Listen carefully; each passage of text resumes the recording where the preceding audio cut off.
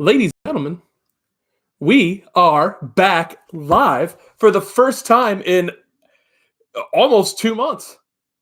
Who's excited? This guy's excited. This guy. Real quick, just wanted to say, really happy and really just feel blessed that everybody that has reached out, giving me well wishes, whatever. Like, no matter what you did something, and I just feel absolutely blessed to have so many people wish me well during the time that I was gone, like with everything going on with Olivia, and not only that, but people wondering when I'm going to be coming back. Like, that's honestly just the hugest blessing to me, and I can't tell you how much I appreciate it, guys. But real quick, before we even get into anything going on, with Manchester United's season, let's go ahead and start talking about next season a little bit, because news broke not that long ago from Duncan Castles that Manchester United have agreed a fee for $55 million. And with that, I'm going to introduce my guest. You guys know him. You love him. He makes some phenomenal posters. Matthew McFadyen, how you doing, man? You know what? It's been like 2 months. Yeah. Since the last. It's been a busy 2 months for both of us. I mean, you obviously more so have having a child. I can't really compete with that, but yeah, it's been a good 2 months. Finished uni, got myself the 2-1, second highest qualification. Get in there. Yes. Graduate 2 weeks today, so it's been a busy time.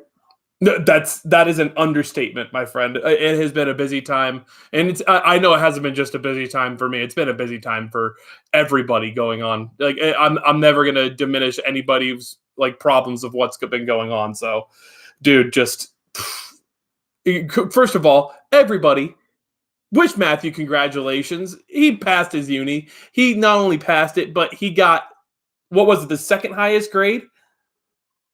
Yeah, basically you go from a third class honours and then a second class honours, and you get a lower second class and above upper second class. So I got the upper one, which is one tier lower than the best grade. So I'm pretty happy with that, considering I failed through my sixth class season first year.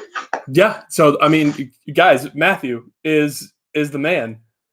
But Matthew, Manchester United, rumored to have agreed from Duncan Castles $55 million for Aaron Wan-Bissaka, which would be a world record fee for a fullback at $55 million. What are your thoughts on it?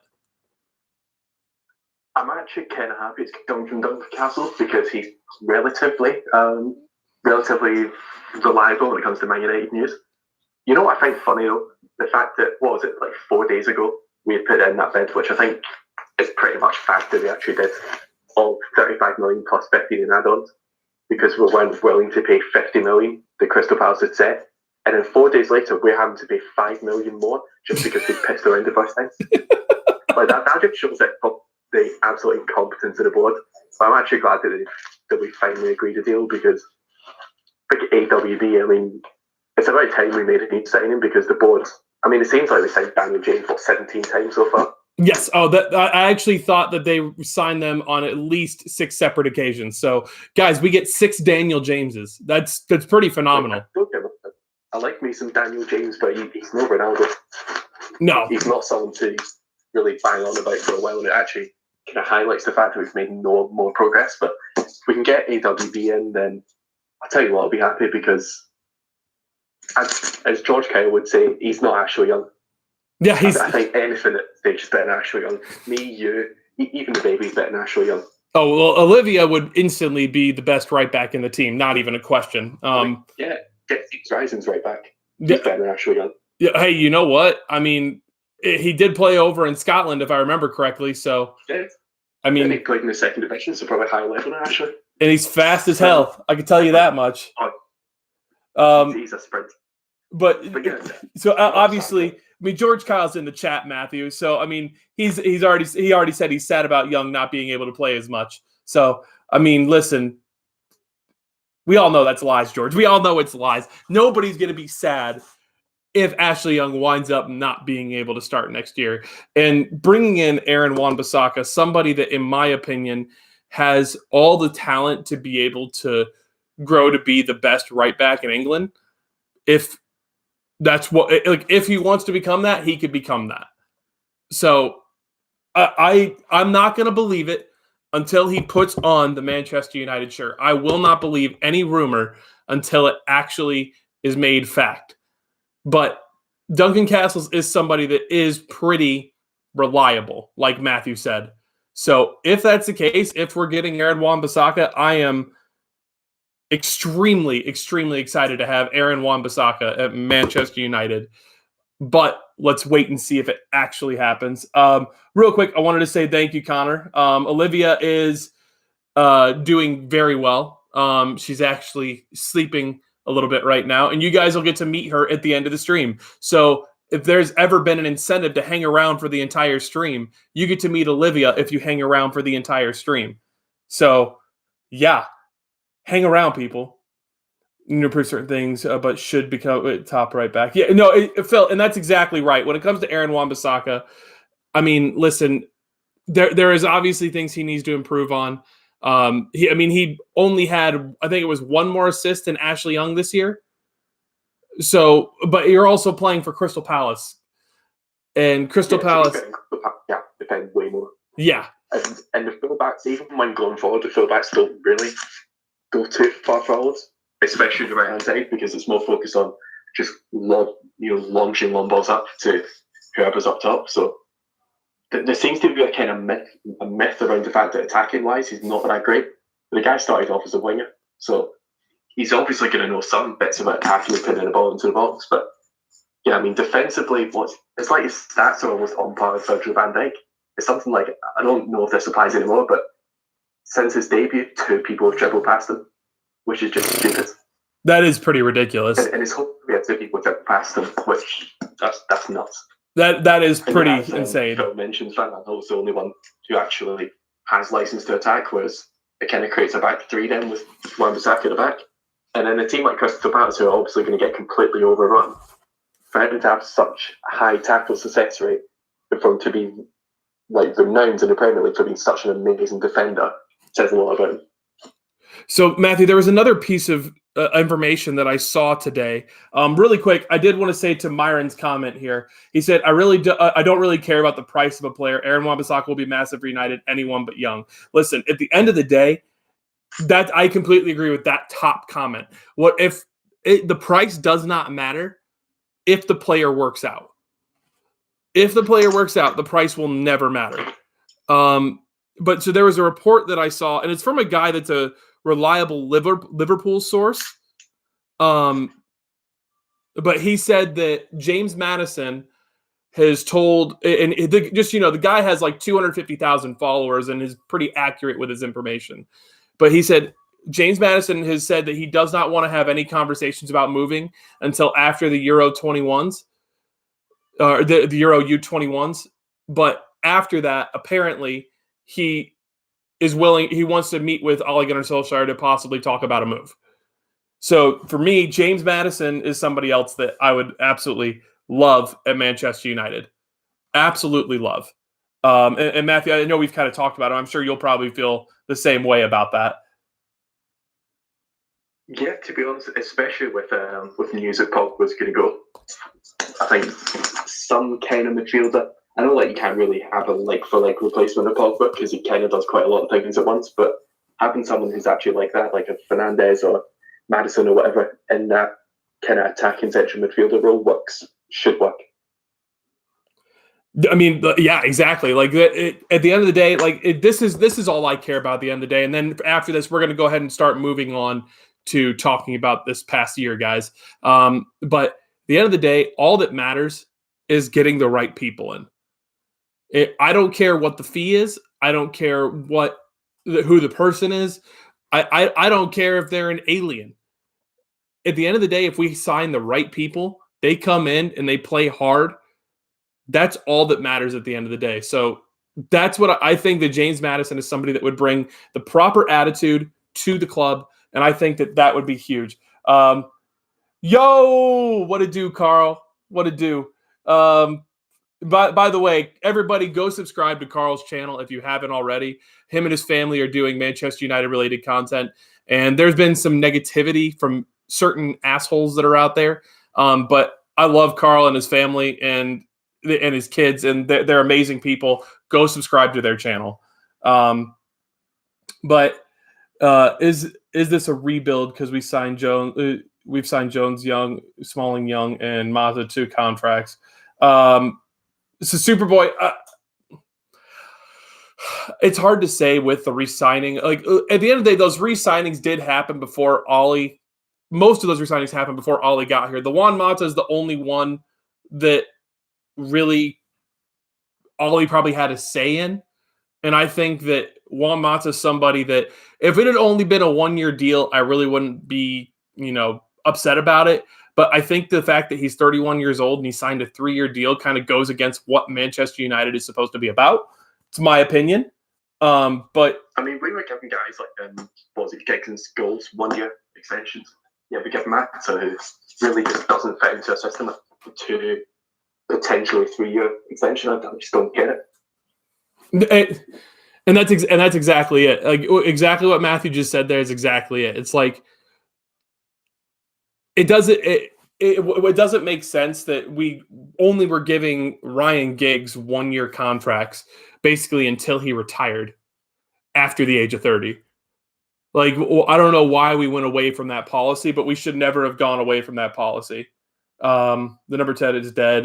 They have no place in today's football. Yeah, the 4-3-3 is the way forward for most clubs. I mean, Phoenix Rising's even playing a 4-3-3. I think that they've got 10s in their starting lineup. Yeah, and they've got 2 people that probably would be best at 10. That's true.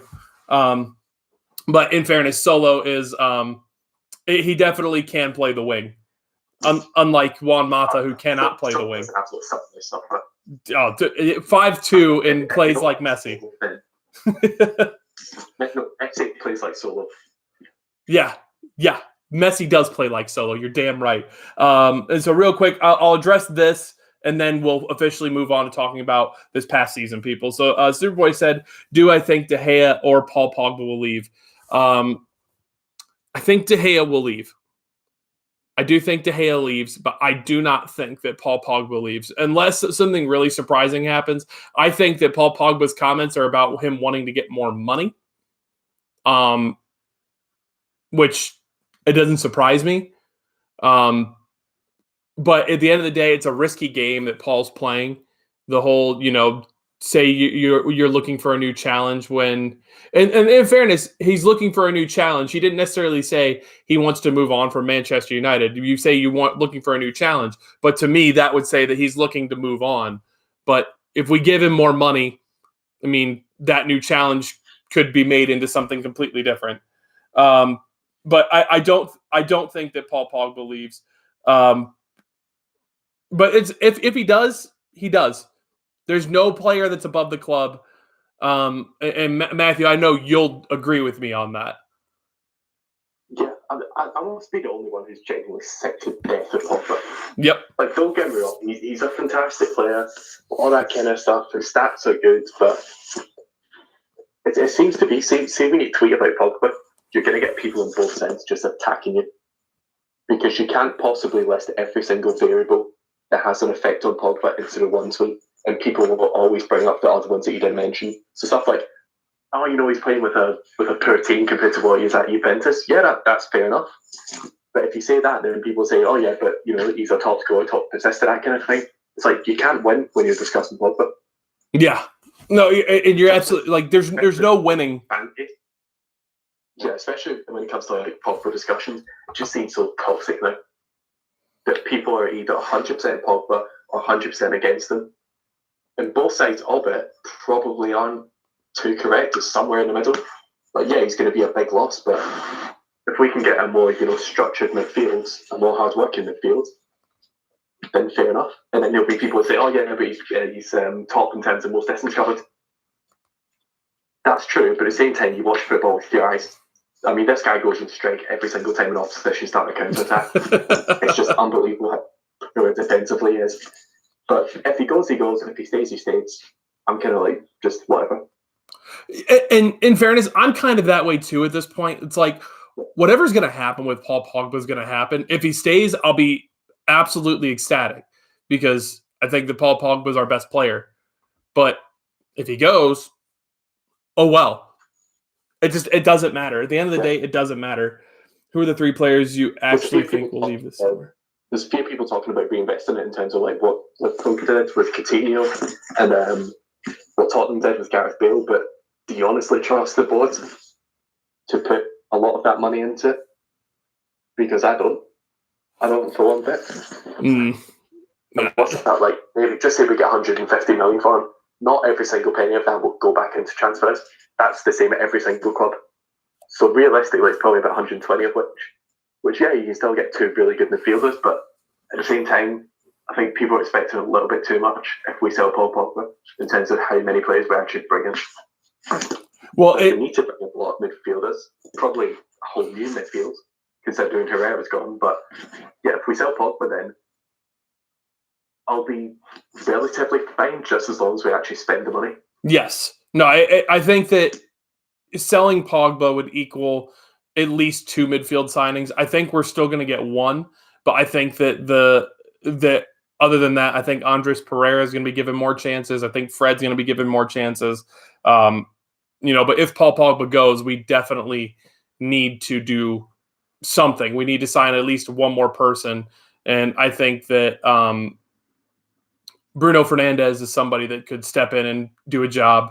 I think that, James Maddison is somebody that could step in, do a really good job.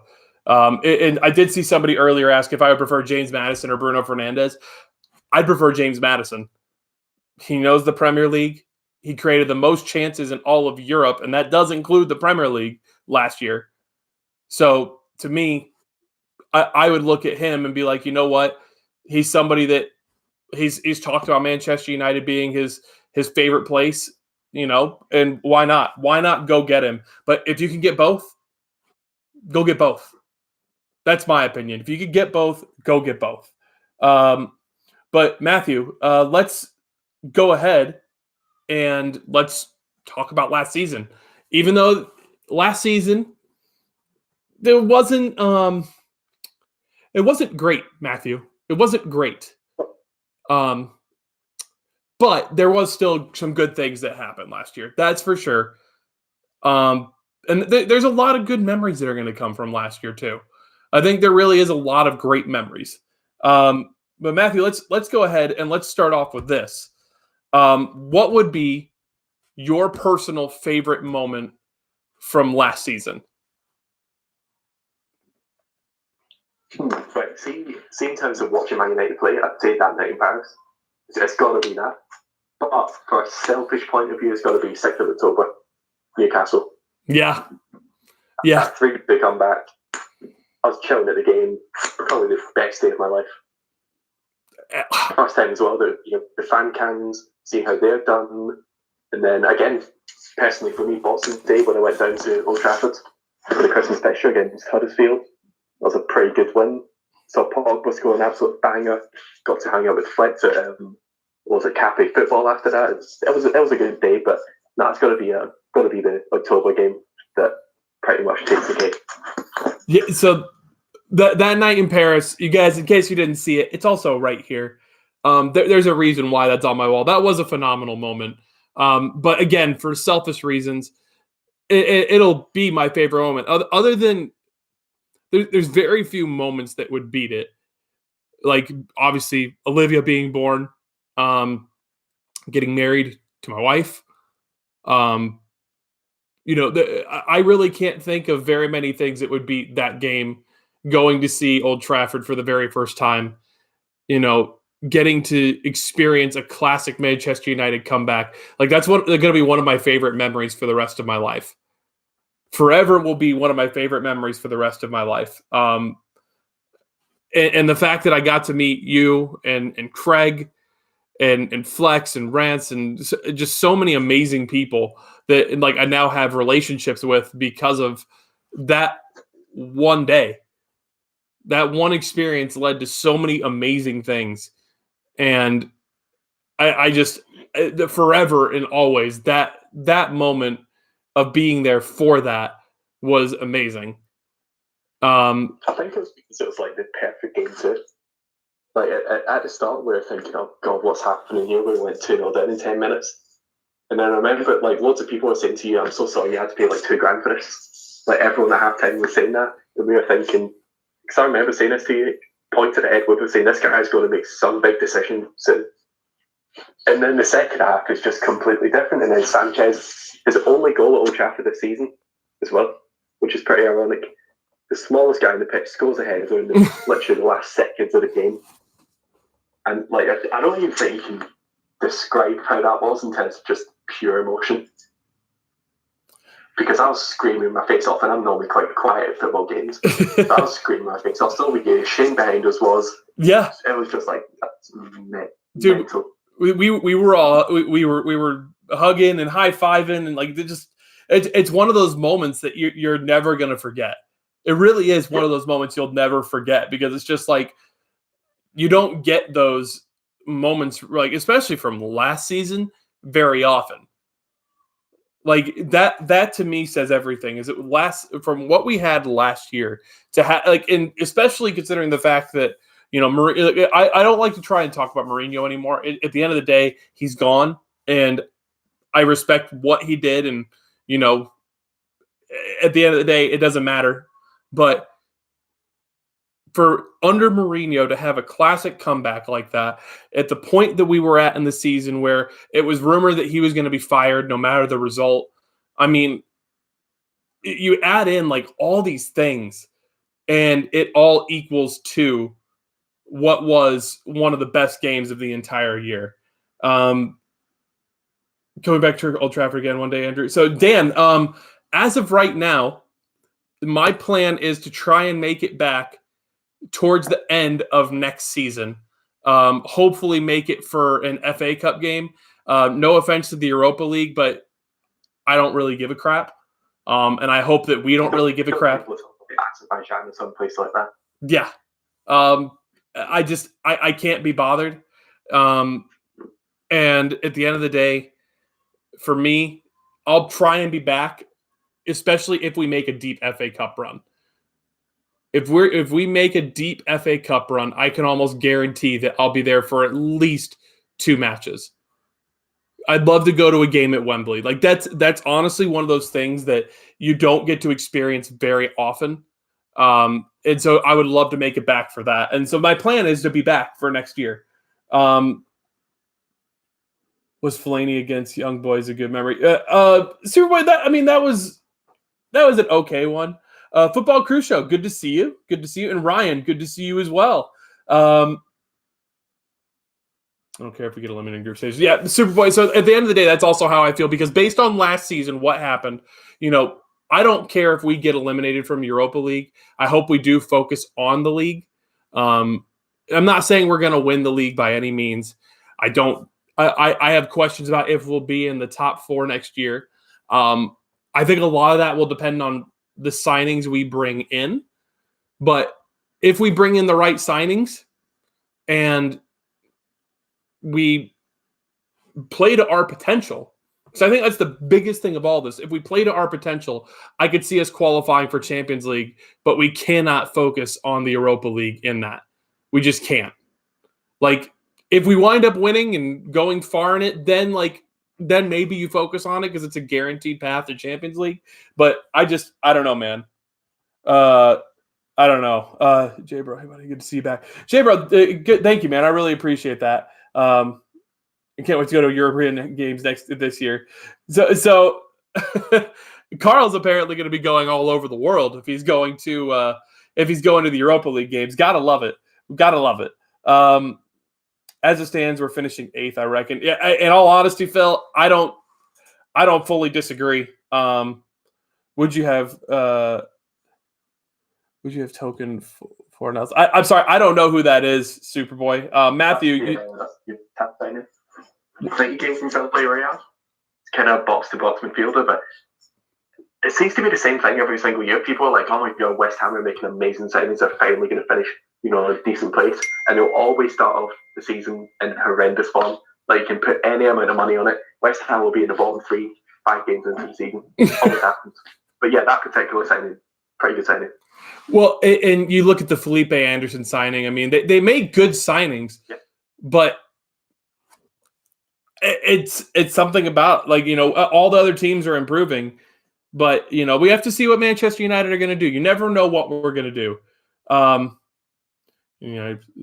United signed players on deadline day as our transfers have gone quiet. Football Crucial, I could see the potential for that to happen. But Matthew, let's real quick, let's go back to last season, because this is the reason why we're here, is to talk about last season. So last season, we wound up finishing 6th. There was the potential for us to finish 4th all the way up until basically the last 3 games of the year. Everything went south so fast. But I mean, considering where we were, we were at such a horrible point, and there was so much negativity around the club with Mourinho, that for the fact that we were able to even was a big disappointment. See the start of the league run before he played a game. If someone was to say, you could still finish 6th, I would have probably said, yeah, I'll take that, because it wasn't just a case of we were 6th under Mourinho. It was we were 6th and we were going way down. Like we are we were looking at teams like Bournemouth when Mourinho was getting sacked, thinking, right, hopefully they don't lose, because they'll be close to us if they win and we don't. So there is that kind of angle to look on, but I mean, that was a terrible season, let's face it. It's probably, I think, like, you can have bad seasons, like the David Moyes season, where things just didn't work out and it was so obvious. But this season was just so confusingly bad. Yeah. It's like we started off the season terribly. Then Mourinho got sacked, and then around the sort of New Year to early March period, everything was going amazing. Like, we are in terms of form, best team in the world. Like, we had done the absolute impossible against PSG, 10 players out, and we still somehow made a comeback, winning 3-1 at a place that I think they'd only lost 1 game in all competitions that season up until then. So, like, at that time, we're thinking, right, we're actually going to have a serious challenge here. We're actually going to get into the top 4, probably third 2, and see what we can do from there. And then since the PSG game, it just seems, rather since Ole got appointed full-time manager, it's kind of like the whole team just thought, okay, that's just got a job. We've got him here permanently. We can afford to take a foot off the gas. Yeah. And it just seemed like you didn't just see it from 1 or 2 players. You saw it from the whole squad, particularly guys like Pogba. So yeah, he was playing a different role occasionally, but at the same time, we just didn't see enough.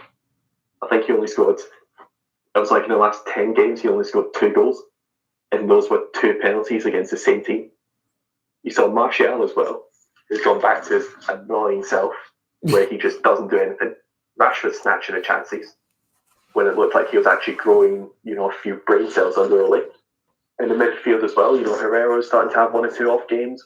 McTominay, he was okay, but again, not really the standard. And Matic just went back to his usual terrible standard, and obviously he should not be named at right back. He was consistent as well. Should George will want to have a good old rant about him, but yeah, it's just been such a weird season in terms of how we started, how we were doing in the middle, and then just the absolute flop that is the end of the season was in 2-0 to Cardiff. Yeah.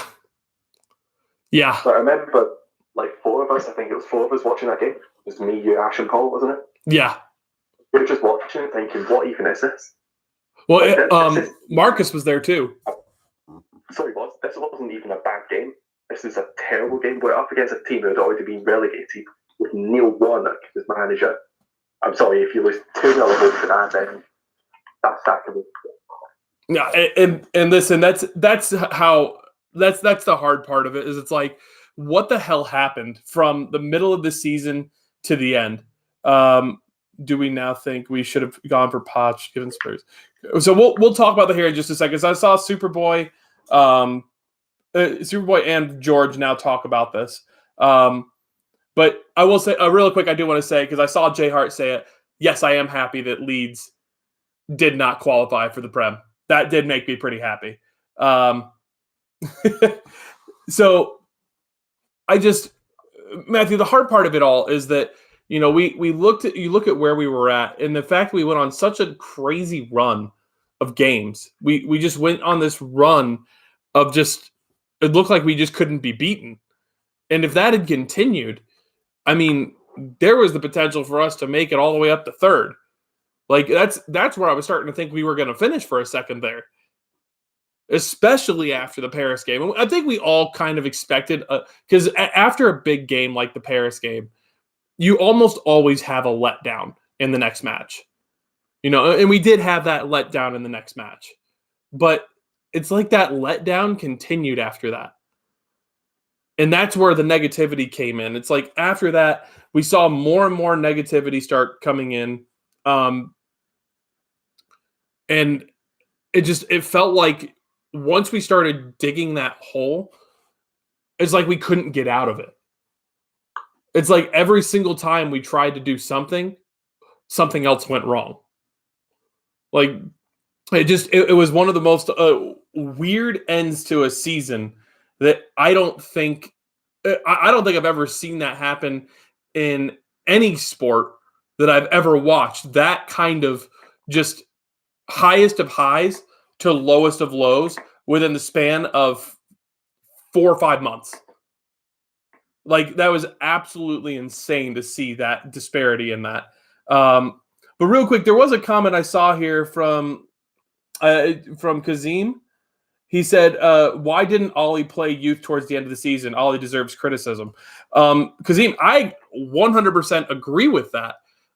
Once it was basically confirmed that we could not qualify for Champions League, we couldn't get to fourth, at the very least, the last game of the year, I mean, Mason Greenwood did start, and he did look like our best player, and by a lot. But the fact that more youth were not played in that game, it was kind of upsetting. And it kind of went against what Ollie was saying when he first got hired. So, Matthew, I mean, what do you think the reason was for that? Because we obviously haven't talked about that since that day. Why do you think that Ollie didn't play more youth? Do you think it's down to Ed Woodward? Do you think it's down to, he just wanted to give the veterans their last little bit? Like, what do you think it is? Honestly, I've got no idea. Genuinely no idea as to why he didn't pick more youth players. Because he said it. He said that, the youth players are going to get involved a little bit towards the end of the season. And when you're in a position where you can't really finish, you can't finish seventh and you can't finish fourth, so you're pretty much stuck in that Europa League instant qualification positions. Why not just play a few more players? However, I did see a sort of interesting point saying, chucking those youth players into such a toxic environment right now might not do the world a good for them, but at the same time, they're surely going to be playing better than the likes of Lingard, Ashley Young, etc. So personally, I've got no idea as to why he didn't play much of the youth. We saw Greenwood once, one full game from Greenwood in which he was absolutely brilliant, just snatched out a couple of chances, but can't really blame him for that. So yeah, I just kind of hope that he more sticks to his word this season, or next season if you like, and actually gets some youth players involved, especially in the Europa League. Because otherwise it just seems like he's kind of lying his way to the top here, which is probably my biggest fear with Ole, especially when you talk about transfers. Because Steve mentioned that, we've got representatives of players and clubs talking to us saying, we've got a couple of players here who want to sign for your club. Well, we're not really seeing it. We're not seeing it whatsoever. I mean, we've been properly linked to maybe 3 players so far, one of which is signed, 2, the second of which is going to sign, and the third of which is Bruno Fernandes. Apart from that, there's been no, proper concrete links. Yeah, the De Ligt rumors did seem like they were really starting to build there for a second. And he is, to me, the ultimate signing that we should make. Like, that's a guy that could come in and be our captain right off the bat at 19 years old. Pair him with Lindelof, who I think that would be an amazing center back pairing. Just all these things. And I hope that whoever we bring in, I hope they bring the leadership that position will need. Because Lindelof does, I think Lindelof does have the potential to be a captain. You can see the leadership that he brings, but having somebody else that can be that next level guy, somebody that's a little bit more talented than Lindelof. Nothing against Lindelof. I just don't think that he's as talented as some of the best center backs in the world. I think he's kind of in that next tier down. He's still young, and he has the potential to become better, but I think that he's in that next tier down. That's just my opinion. But whoever we bring in, I hope they bring the leadership and the personal responsibility that position deserves. And the people that we're linked to, because there's 3 major names that we're linked to at the moment. And one of them is De Ligt. Another one is Harry Maguire. And the other one is Koulibaly. Those are the 3 major ones that we're linked to. And I think that all 3 of those people would bring those traits to the position. But that's just my opinion. So, I mean, Matthew, do you have any disagreements with that? Not particularly, but I'm going to chuck in a spicy opinion here and say Lindelof's not as good as everyone thinks he is. Going to say it without any context, no explanation. I'm just going to say it. Just going to say it. I think he's a decent player, but I don't think he's one of the best centre backs in the Premier League. I think he only looked really good because the rest of our defence was absolutely shocking. So a little spicy debate point there. No, and we'll obviously get into it more next season. We will. But real quick, I do want to address this comment from Jay Hart. He said the fact that Rashford wants a better contract after a disappointing season shows the ambitions of the players only going for money, not trophies. And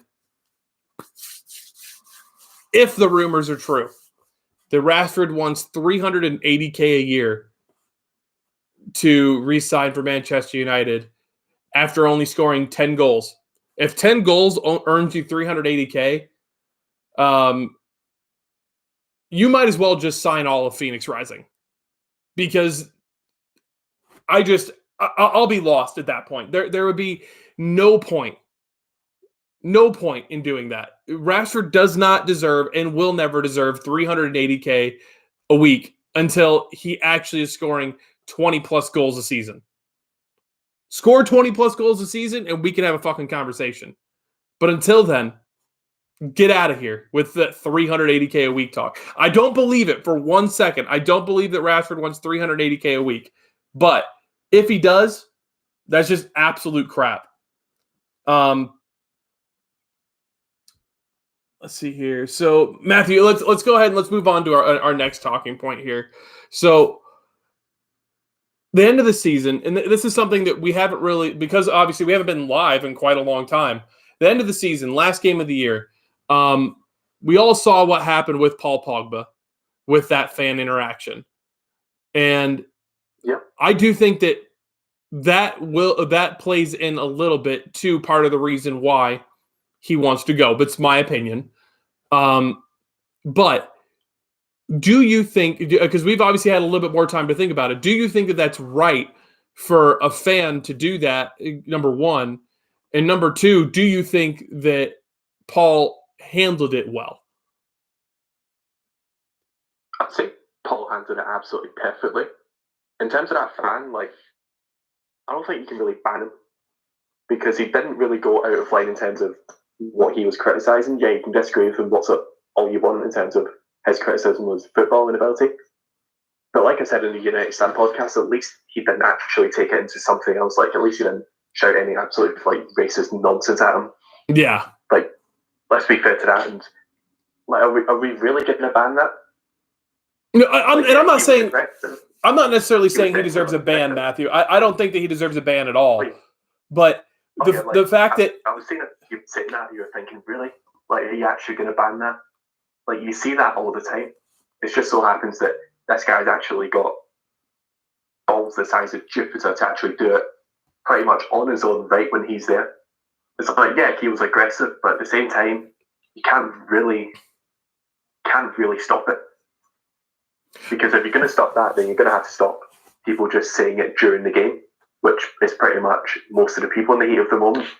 So, like, yeah, it was a bit unnecessary, but at the same time, it's not the worst thing I think I've ever seen. And this is the thing, if Pogba values that in terms of his situation at the club, then why is he reportedly wanting to go to Real Madrid?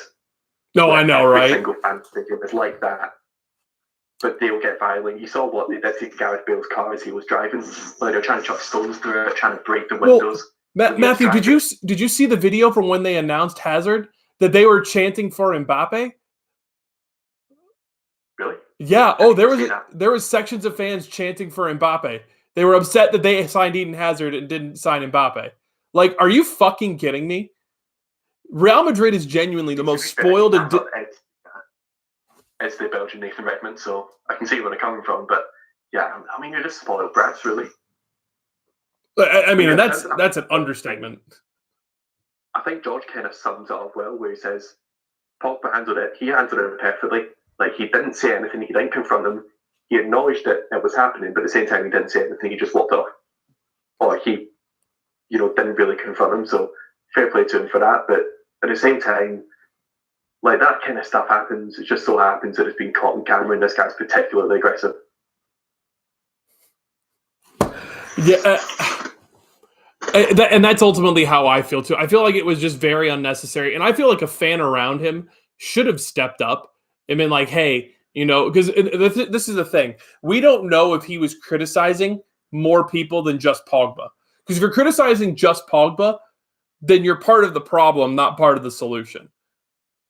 Because the fact that people like Phil Jones and Chris Smalling and actually, I'm not even going to put that much fault on Chris Smalling, but Phil Jones and Ashley Young and Nemanja Matic and a myriad of other players were able to have horrible seasons and yet still and then not get that kind of negativity. If you're giving that kind of negativity to only Paul Pogba, you are part of the problem. Because Paul Pogba was the least of our problems last season. I get the criticism that some people have for him. I disagree with it, but I at least get it. But if you're only attacking him, I don't understand where you're coming from, because Paul Pogba was our best player last year, and it wasn't even close. Wasn't even close. Let's see here. So there was a comment I saw here. So Superboy asked a question, and it can kind of pertain to this last season. So he said, does Lingard have a bad influence on Marcus Rashford? So Matthew, I'm going to ask that question to you first. Do you think that Jesse Lingard has a poor influence on Marcus Rashford? You know what? I'm glad you've actually asked this, because I've had an analogy on this for weeks now. You know those, at school when you see those anti-drug adverts? Where it's basically like, a kid does weed, don't do weed, that kind of thing. Where it's like, this kid is Marcus Rashford. He's grown up, he's been a model citizen, and he's a nice boy, he gets relatively good grades, and then one day he messes with someone in the wrong crowd, becomes friends with, a drug dealer or whatever, and he can't come back from it. That is Marcus Rashford at the moment. He's, a good kid who just seems to be messing with the wrong crowd. And, like, this thing with Jesse Lingard, see if he was playing actually to the standard that we expect from a Man United player, or a Man United standard, and he was doing all those silly videos, I don't think really many of us would mind, as long as he's doing it on the pitch.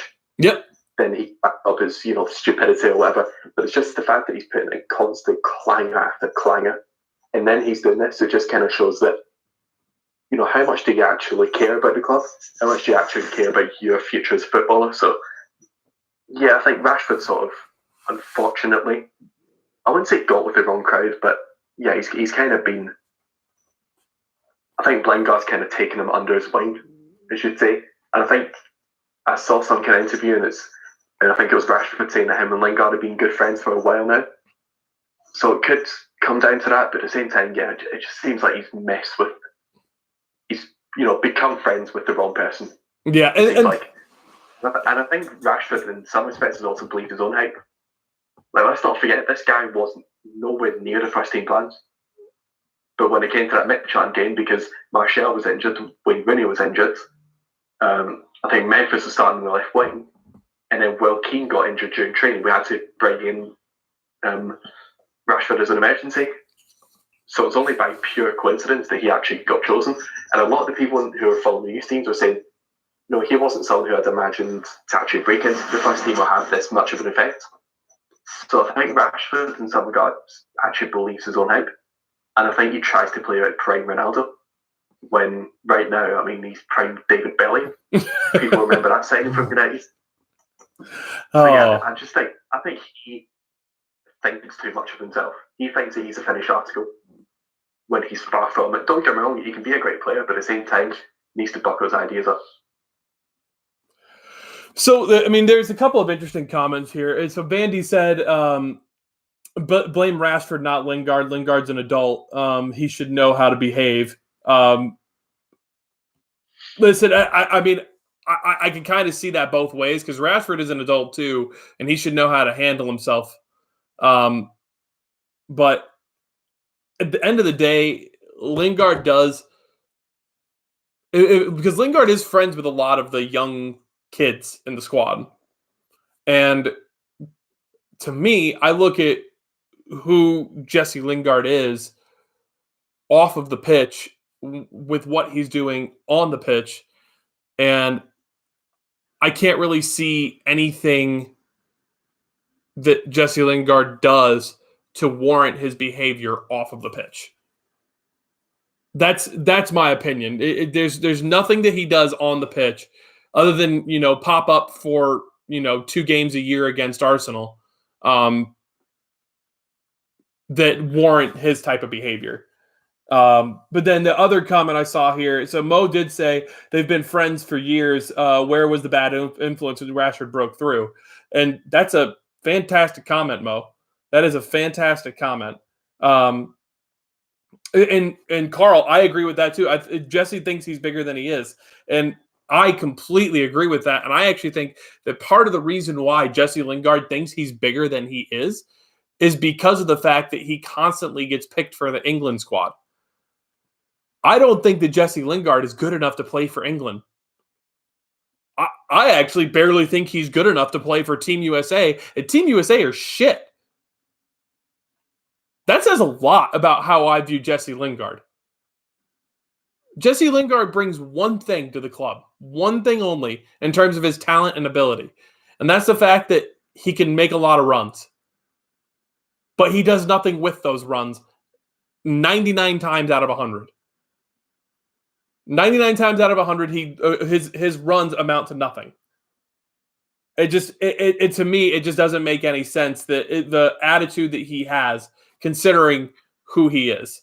So Matthew, let's talk about this really quick. Let's talk about some positivity here. So Manchester United, considering where we were under Mourinho, we wound up getting all the way to the quarterfinals of the Champions League. And I think that's a big accomplishment, especially considering the fact that we had to beat PSG in a comeback with a large part of our starting 11 missing. Do you think that that's something that we can actually build on? And yes, we're not in the Champions League this year, but do you think that's something that as a team we could build on and say, hey, listen, we competed with some of Europe's elite, and also, do you think that we really earned some respect? Do you think the club earned some respect in terms of how they can be viewed, or do you think it was just a one-off? I'm going to say both and neither at the same time. I think that particular game showed what the wider squad can do. But let's be real, are we going to see that often? Nope. Or in terms of that standard of play, not at all. Because I think because there's so many different circumstances that led up to us making that comeback. The fact that PSG, one of the greatest keepers to ever exist, Buffon, made 2 absolute howlers in that game, something you don't expect him to make. Lukaku scored 2 goals. Luckily, he was in a decent run of form at that time.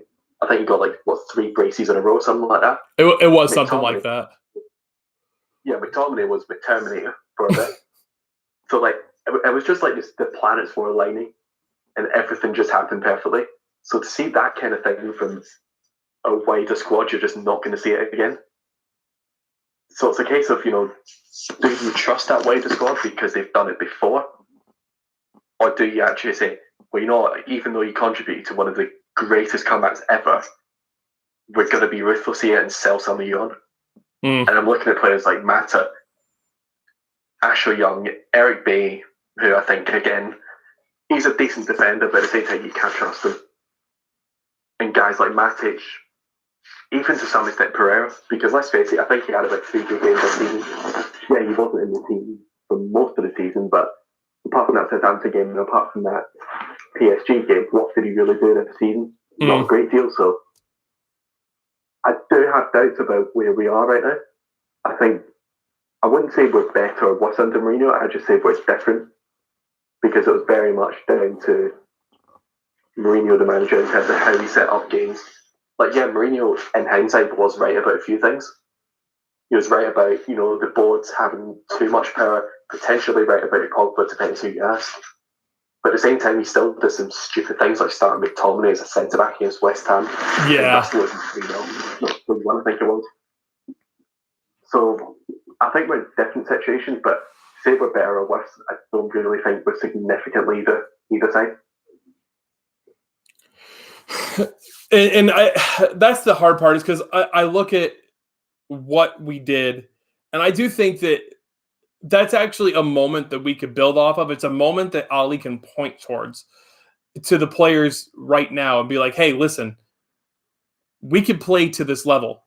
We can play to the level of beating PSG. Now, granted, PSG always get knocked out in the round of 16, but we can play to this level consistently. We could do these things consistently. And it's something he could point to as a let's build off of this moment for going into next season.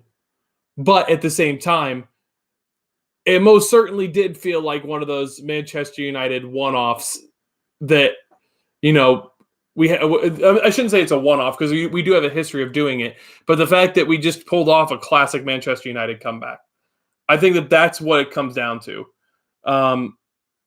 Do you not think Jose was starting McTominay at center back shows how bad he thought our center backs are? No, and Carl, that's a fantastic point.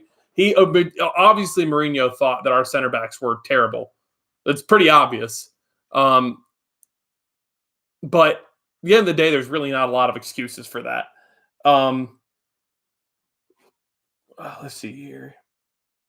Pogba can leave for me. Too many negatives weighing out the positives. And Jay, listen, I whatever people's opinions are on Pogba, I'm going to say that right out the gate here. Whatever people's opinions on Pogba are, at the end of the day, however you feel about him, I get it. I get it both ways, because I get the people that want more from him, because there's people like me that I think that he's our best player, but yet I still think that he could have done more, which shows a lot about how I think that Paul Pogba is. But I also get people that think that his attitude isn't worth what he brings to the club. I get it both ways. I do. And Jay Hart, that's actually a really good point too. People talk about the fact that Mourinho didn't, trust his center backs, but he did buy 2 of those center backs. And, there's all the rumors and quote unquotes out there that, Mourinho didn't really have full say on his sightings. I call bullcrap. I think that Mourinho had full say on his sightings, other than maybe Paul Pogba. I think Paul Pogba was somebody that was bought for marketing purposes, and that's about it. Yeah, and Carl, that is unfortunate. The Glazers do have full control. But Matthew, let's talk about one last thing, and then we'll talk a little bit more about just this going into next year. So there was a lot of like really cool things that happened in this last season. So let's actually talk about two positives. You know, so what was your personal favorite goal of this last season? What was that? What was it? Was it the goal that Alexis Sanchez scored? Was it the Martial like great team play goal against Cardiff? What was it? I don't really think you can say there's an outright favourite goal. I'll split it between favourite goal and best goal. Favourite goal's got to be that night in Paris, the Rashford penalty. Because I think most of the United fans are absolutely shitting themselves. I think it was Rashford's first penalty. It was. Ever in professional football, aside from a penalty for England in a shootout. Would also be that pretty much all three goals from the Newcastle game too. Because all three of them, I mean, there was a massive free kick, amazing free kick, right in the edge of the box. Somehow he managed to put it top corner. There was that Pogba flick that led to the Martial strike. Again, another good goal. And then Sanchez to win it in the last second. So that was another, personal favourite. I think all five of those goals against Cardiff as well, they're definitely up there because it just symbolised some kind of change. Fortunately, it didn't really amount to much, but we had that hope for a win. But in terms of best goal, I don't really think you can look past Pereira against Southampton, which was a game I think we were both watching again. Yes. And I think both of us at the same time were thinking, why are you not passing it to Luke Shaw? For the first time in his life, he's made a forward run. But no, he just cut in and he hits it like a free kick. But he kind of stops for a second and then takes a sort of knuckleball style run up and bangs it top bins. It's one of the best goals that I've seen at Old Trafford in probably say years. Yeah. Oh, yeah. That's probably the best goal. I think some honourable mentions go to Martial against Cardiff, Martial against Fulham, Martial against Chelsea. Loads of Martial goals. There's a few Pogba bangers there as well, but it's got to be Pereira. So to be fair, that game actually had quite a few decent goals. Yeah, it did because what was it? The Ward-Prowse goal was pretty good. Yeah. Lukaku's last minute outside the box. Yeah. And the goal, Valerie, the right back, absolutely hammering it from 30 yards, beating De Gea at his near post. So, I mean, my favorite goal, Matthew, was the goal that cost you money, the Fellaini goal. No, I'm just kidding. Hang up. I'm here. So I triggered Matthew, guys. I apologize, Matthew. I apologize. So in terms of because I think that Matthew actually brings up a good point. Like, I think that the best goal was the Pereira goal. That the way that he took it, from how far away it was taken, and the fact that it just literally went top bins. Like, you couldn't have aligned it any more perfect. But then my personal favorite goal, I mean, a lot of people would think it'd be the Alexis Sanchez header to win it. It was actually the Martial goal where him and Pogba had that little bit of a 1-2, and then Martial put it in with a bit of a curler. Which I'll say this about Martial, he is one of the best at curling a shot like that from those angles. I don't think there's very many people that can do it better than him from those positions. He seems like he does it very consistently. So to me, I think that was my personal favorite. Is either that or it was the goal against, I think that was Everton, Matthew, where he curled it around like a defender and put it literally like onto the right post. Yeah, I think that was the one. I think he scored a similar goal against Chelsea, where he took a bad touch and took a really similar goal. Like, that seems to be Martial's sort of specialist strike, isn't it? Yeah. Oh, it's that or the nice solo run that results in him just passing it in the net. Yep. It's JR said it's an art form. It's called martial arts. Yes. That's solid, J Hart. I like that. So, I mean, in all reality, I mean, I was actually going to ask you because we talked about our favorite game already. I was going to talk about favorite moment, but I think that kind of can be one and the same.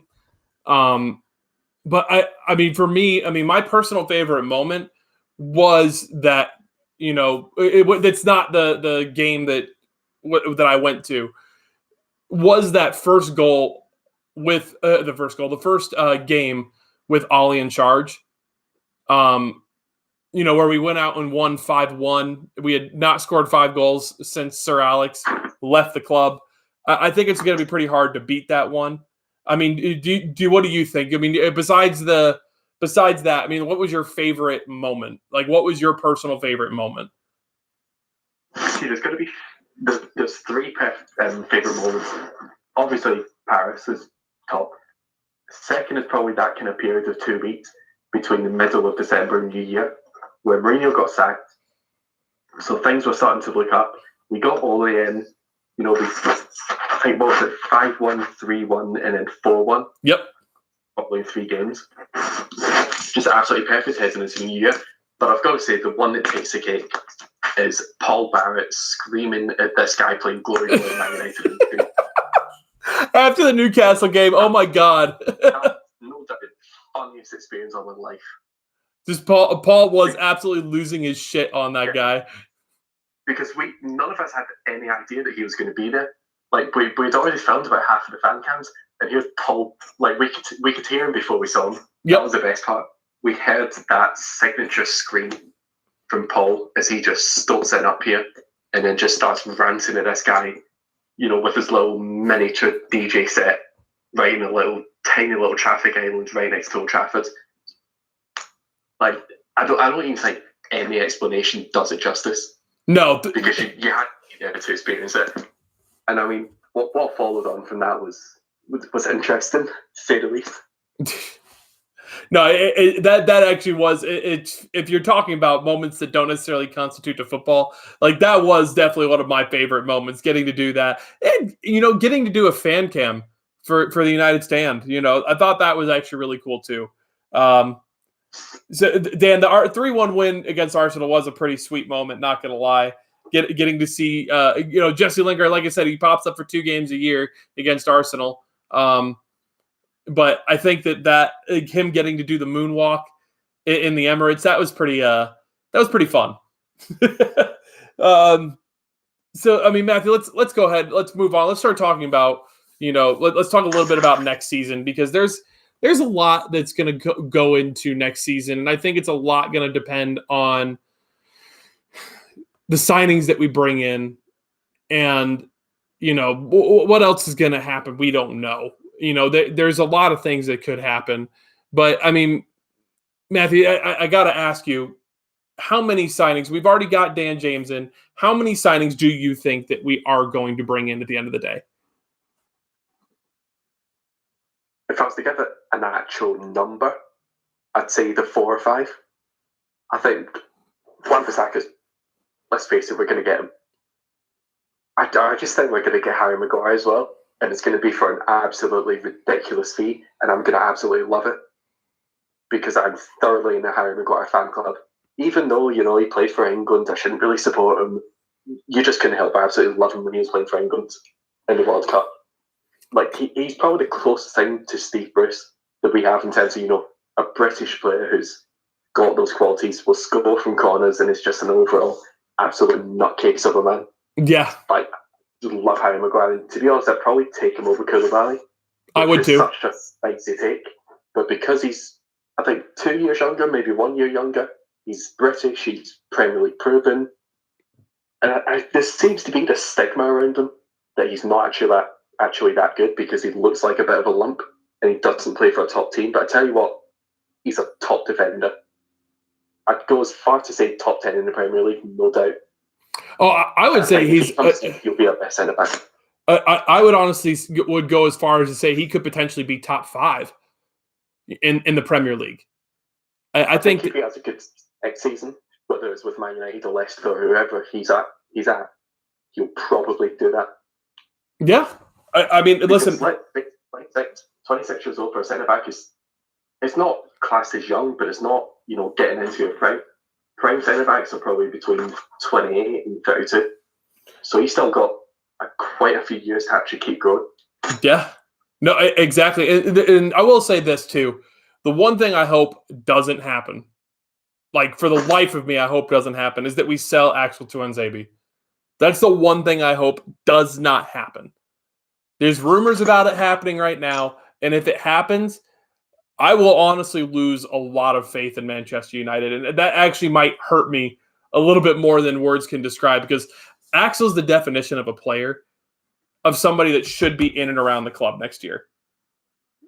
And if we sell him, I won't know what to think anymore. I can tell you this. I mean, you guys already know I want Woodward gone and I want the Glazers gone, but it might be to the point where I might have to do something a little bit more drastic than just wanting somebody gone and not buying any new shirts or anything like that. I might have to do something a little bit more drastic. I don't know what that would be, but might have to do something. So Vandy said his forehead is worth $30 million. I mean, listen, he actually can be used as a dual purpose, because his forehead could actually be where we project the games at during the match. It could act like a jumbotron during the matches. We could use his forehead for that. You know what? Do you think the reason why we've not got a big screen at Old Trafford is because we're going to sign Harry Maguire and we can project an image onto his head? Yeah, no, I think that's absolutely fact, and it's going to happen. Why pay 90 million for a defender and then pay an extra, couple of grand for a big screen when you can get both in one? Yeah. Like, I mean, you don't need a big screen at that point. You've got the forehead himself, Harry Maguire. Yeah. You won't need anything else. There's going to be two foreheads there. It's going to be nuts. It's going to be an absolutely nuts sofa.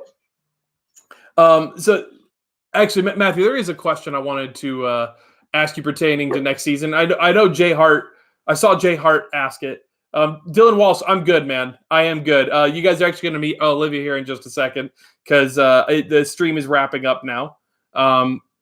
So, Matthew, the question I was going to ask you is this. So Jay Hart asked, and I'm going to expand the question. So he was asking, who are the 3 players you would want gone and 3 players you want to come in? I'm going to expand that to 5, because I believe there's a potential for us to bring in 5 players. I get that Juan Mata just signed a new contract, but I could see us still signing 5 people. There's the potential for it at the very least. So if you could get rid of 5 and sign 5, who would those be? I'm going to keep this semi-realistic, just for the sake of, not being absolutely outrageous. I'll count Wan-Bissaka as one of the signings. I'd say signing DD as well, because anything's better than Matic. Harry Maguire. I'll be honest, I forgot about one player. Shit. It kind of means that we have no right winger, but screw it. So yeah, Wan-Bissaka in DD, Bruno Fernandes, Harry Maguire, and Mauro Icardi. And then from that, I'd sell Lukaku. I'd sell... would I sell Pogba? Yes, probably, provided we get a good enough fee for him. Sell Ashley Young, sell Phil Jones. Who else do I sell? Sanchez. Sanchez would be the dream sale, because there's no way clubs are actually going to pay that much money for him. What's he on, like 400 to 500k a week? I don't even think Chinese clubs are stupid enough to spend that much. Yeah, I don't either. So Sanchez must for me. So yeah, it'd be Wan-Bissaka, Harry Maguire, Wilfred and DD, Bruno Fernandes, and Icardi. So, if I had things my way, like obviously my way will never happen because I'm too smart for the club. But I would bring in 2 midfielders. I would bring in Ruben Neves, and I would bring in James Maddison. I would bring, obviously, Aaron Wan-Bissaka is the one guy that is left that I think that we will definitely sign. I think that Wan-Bissaka is somebody that there's a little bit too much smoke for there to not be a fire. So I think that Wan-Bissaka is coming. I think that, let's see. Because like I said, I'm trying to be somewhat realistic, but at the same time, I could do things my way because it's still my way. I would bring in Mathis de Ligt, do whatever it takes to get him. And then lastly, but not leastly, I would bring in Jadon Sancho to play on the right wing. And then let Dan James compete with Martial on the left side. And let's see what could happen. That's me. But then I would sell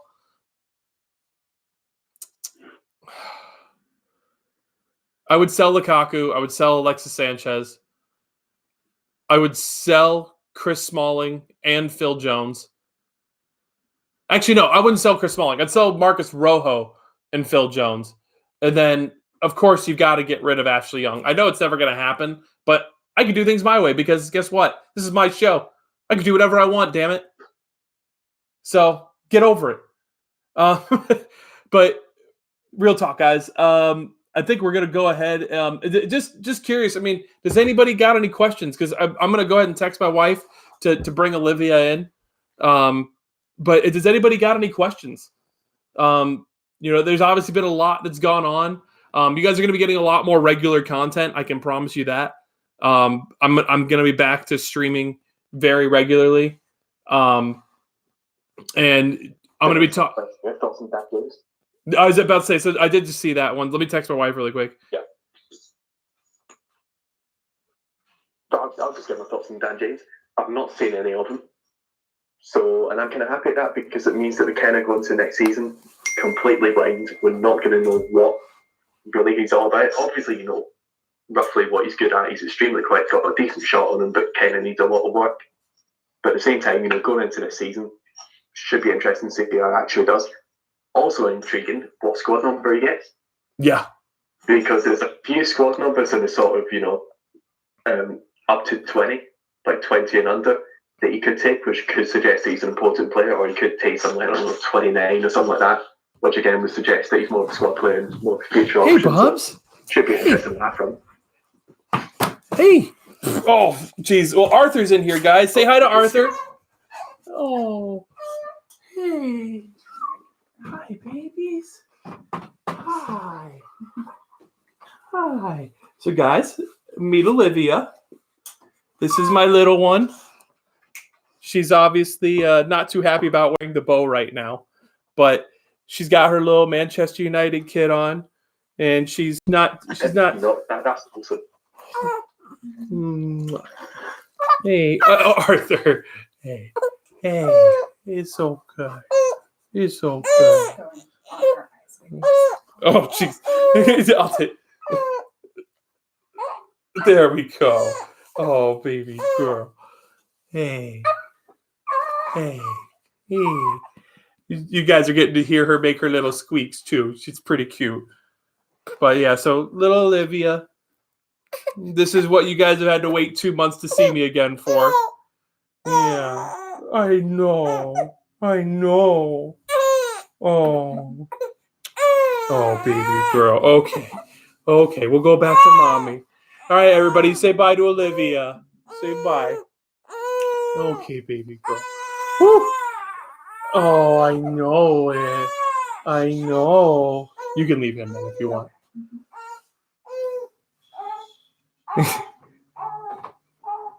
So yeah, there was Olivia. What's that, Matthew? He's not a fan of Wan-Bissaka. She apparently not. She apparently doesn't want Wan-Bissaka. She's calming down again. What a comment from Jay Hart. That is comment of the century. You just said she's got the same head, actually. Oh. Where'd Jay Hart say? She has your head. She does have my head, doesn't she? Arthur. Hey. But yeah, so apparently Olivia decided she wants to calm down a little bit. And she's even awake right now. Look. But so my thoughts on Dan James. That's okay. I can hold her if she's gonna stay calm like this. Oh, baby girl. Oh. But my thoughts on Dan James are that come on. We'll take you this way. Okay, yeah, why not? All right, baby girl. Mwah. I know. So my thoughts on Dan James are that I think that if he lives up to his full potential, I think that he could be one of the better left wings in the world. Because there's a lot of people that think he's going to go and play on the right wing. I don't think so.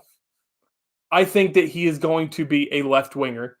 And I think that he is brought in to compete with Anthony Martial. Yeah, by the way, shout out to my wife. She obviously did not give birth traditionally, but she wound up having to have an emergency C-section. I know a lot of you know that. But shout out to Melissa for bringing such a beautiful little girl into the world. But yeah, but Dan James is somebody that I think if he lives up to his potential, he could be one of the better players in the world. He's got the speed to be able to do it.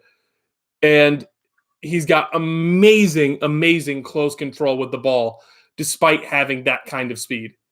I've watched his dribbling a lot, and he's just got amazing control of the ball.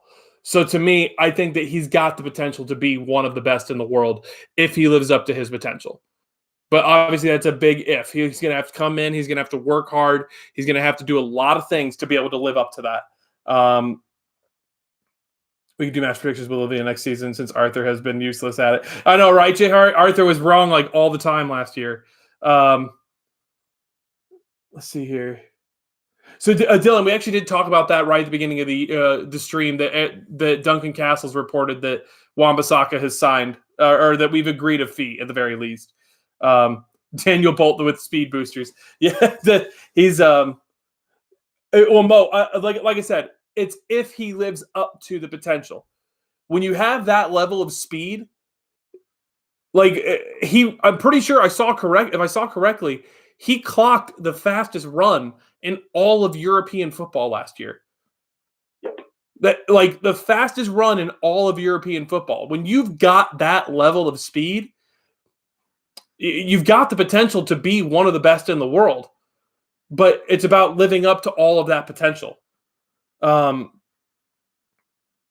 I don't know much about Max Aarons. I know a lot about Wan-Bissaka. I watched Crystal Palace a lot last year. It's the same reason why I know quite a bit about Ruben Neves, because I watched a lot of Wolves last year too. And it's the reason why I want him at Manchester United. But you can't wait till he turns into Bale or an Anderson. Yeah, I mean, if he could turn into a Gareth Bale, if that's what he could turn into without the injuries, Dan James is somebody that could be like I said, he could be really one of the best in the world. He's got that level of speed to do it. But real quick here, just wanted to see. So somebody asked our thoughts on Sean Longstaff. So listen, I'm not going to lie. I didn't watch a lot of Newcastle last year. I watched a few games, but the games I did watch, I didn't really notice him. It's not like when I watched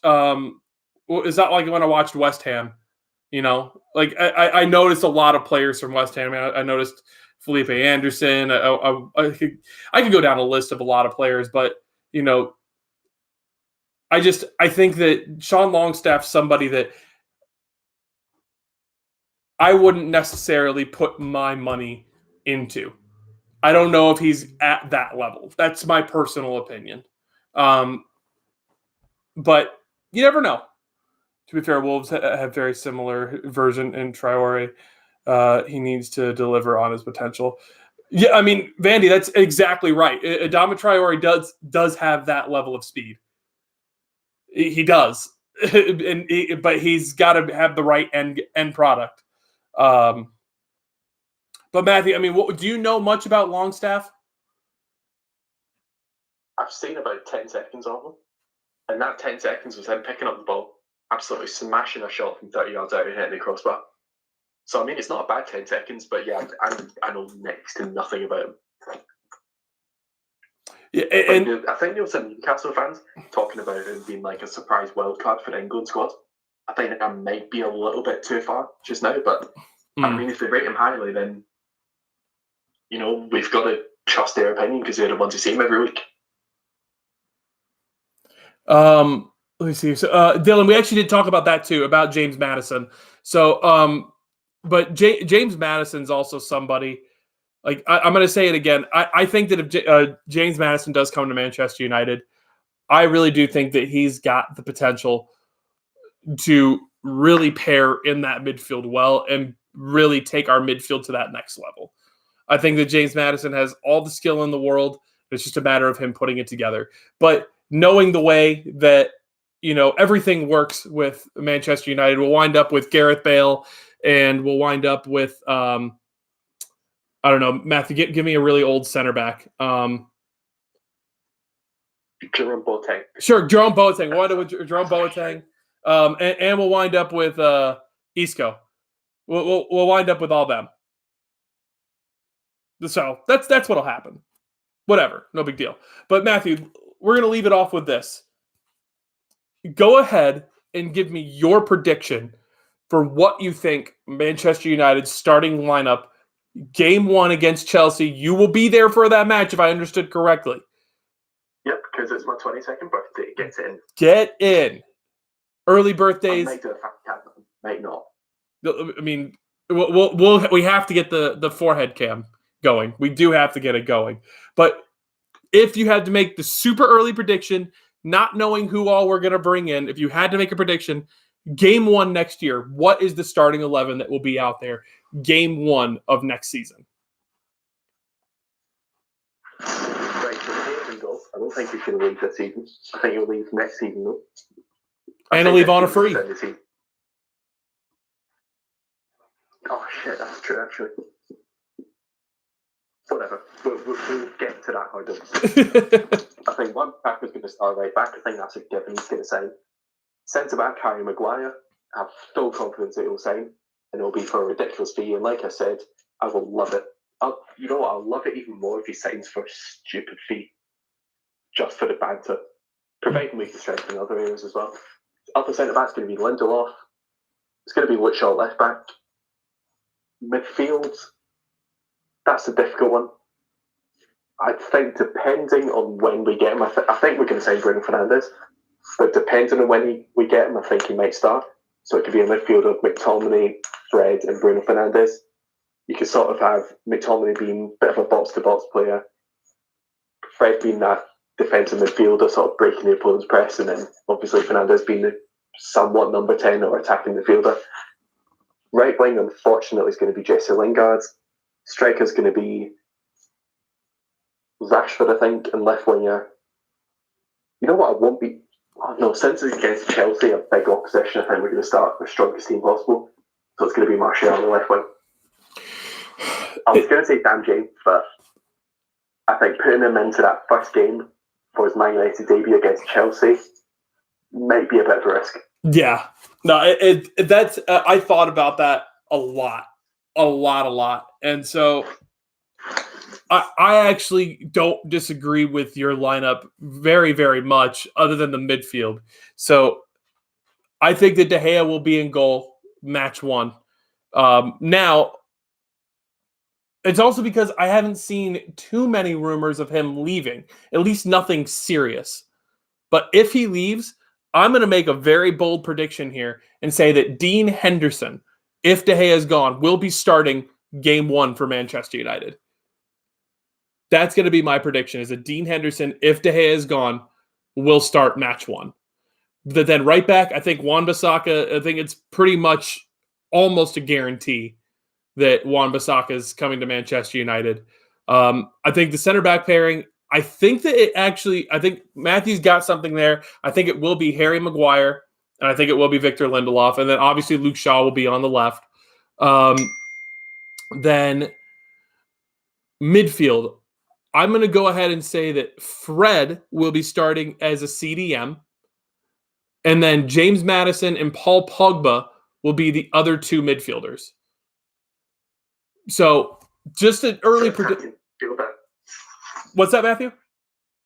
That's an attacking midfielder. Oh, I know, right? But I actually really look at James Maddison, and I think that he could be a pretty decent box-to-box midfielder. I get that he kind of played as a 10, but I think that he could do more than just, be an attacking midfielder. I think he's got I watched a lot of him last year. He's got the ability to track back. And I think that when you play for Leicester, you kind of have to have that ability to track back. And so I think that he's got all the ability to be able to be a box-to-box and play alongside Paul Pogba. And then I'm going to say that I'm actually going to make a little bit of an interesting prediction here. I'm going to say that Dan James is going to be starting on the left. Marcus Rashford is going to be starting on the right. And then Martial will be starting up top. That's my prediction, my very early, way too early prediction for a starting 11 for Manchester United next season. Like I said, way too early prediction. We have no clue who's going to be coming in and who's leaving. But that's my way too early prediction for who will be starting for Manchester United game 1 next season. We could still have the worst players on the field and still win. Chelsea without Hazard or crap. Yeah, J Hart, it will be interesting to see how Chelsea look with Christian Pulisic in the lineup and not Eden Hazard. That will be very interesting to see. Yeah, and Mo, that's exactly right. I think that fluid front three will be crucial to what we do, and I think that combination of Dan James, Rashford, and Martial could create a very fluid front three. My personal opinion. Let's see. I don't really see anything else. Chelsea will have the American they signed, right? Yeah. So, Bandy, that's Christian Pulisic. He'll most likely be starting game 1 next season, which will be interesting, considering the fact that he's a Manchester United fan from the time he was a kid. But Matthew, let's go ahead. Let's wrap this up. Thank you for joining me today, bro. I've got a couple of your posters on the wall, and I know that your store is really kind of taking off right now. And then also, in case you guys didn't know, Matthew's coming to Arizona in August, which is a stupid decision on his part to come in August, but nevertheless, he's coming in August. So this is someone who hates the heat. Look, I despise summer. The only reason why I can tolerate summer is because my birthday's on it. And I'll tell you what, no matter how much sun cream I put on, I step out for 5 seconds and I'm crisp. So why am I going to Arizona in the hottest month of the year? No idea. It's because you want to experience real Arizona. Exactly. Like, it's going to be hell, but it's going to be a good hell. Yes. Yeah, I think I'm heading up like 3 days after the Man United match, so it's going to be a busy period. Hopefully, we'll get some streams done as well. That should be good. Some kind of Phoenix Rising streams as well, because hopefully we're going to see 2 of those games. Yeah, it's going to be fun. Nice little sort of birthday period. Yeah, it'll be a fun birthday period. Good to be back in those streams as well. Hopefully, we can start doing them somewhat regularly. Obviously. They are about to start coming more regularly. I can promise you guys that. We're going to have some Phoenix Rising streams. We're going to have some NFL streams. We're going to talk some WWE. We're going to do a little bit of everything. And if people are annoyed with Man United, just watch Phoenix Rising. Yeah. It makes it so much better. Yeah. Like, honestly, Phoenix Rising, like they're the best team in the USL. But they're just so fun to watch as well. You can see with every attack, it's just like they're going to score here, they're going to score here. Just so fun to watch. And the team as well. Like, I mean, run by Sam Durr. What an absolute legend. Yes. Like, especially what they've done with you as well. You know, sending those video messages from the players. That thing with Olivia today. What was it? He sent you some kind of bag, and Red Fury sent you like scarves and stuff. Yep. It's like it's a proper community as well as a football club. So if you can watch some of the games, they're free for all international viewers. Free to watch for all international viewers. Streams on YouTube, top notch quality, apart from 1 or 2 streams, but yeah, genuinely such a good team, and they're fun to watch as well. And little Asante, who doesn't love them. I mean, it's hard not to. He's 5'2". Olivia's gonna be taller than him in like 3 months, and you know, it's the same height as him when I was 12. Yes. I was taller than him, Matthew, when I was 12. I was like 5'8" when I was 12. See, I was average height when I was 12. We are going down such a rabbit hole, but yeah, I was average height when I was 12, and then just grew and didn't stop. And now I've turned into 6'5" and built like a toothbrush. Yes. Best description ever. But people, genuinely, thank you for joining me today. Buy Matthew's posters, www.offsidegraphics.com. And by the way, I hate to interrupt you. I've just tweeted in yellow and green themed posters. Anyone? It's getting a good response. So if you want to hate the Glazers and give me money because of it, then I'll probably have them up pretty soon. Yes, I like it, Matthew. I do like it. But we're going to wrap it up there. Ladies and gentlemen, just genuinely thank you, everybody, for joining us. If you like it, drop it a like. If you really like it, share it with your friends. It's always appreciated getting the shout outs. Thank you again to everybody for all of the well wishes for Olivia. Harry, I did see you in the stream. I don't know if you're still here, but Harry, it was good to see you in here. Harry was a new subscriber that told me he was going to come and try and see Olivia. Olivia, if you guys are here at the end, you didn't see her, she was right about at the hour and 10-minute mark. That's about where I brought her in. So you can go meet Olivia there. But genuinely, people, I really do hope that you all have a great night, a great day, wherever you're at and whatever you're doing. Keep doing you, because I love you guys and you guys are amazing. Thank you for joining us.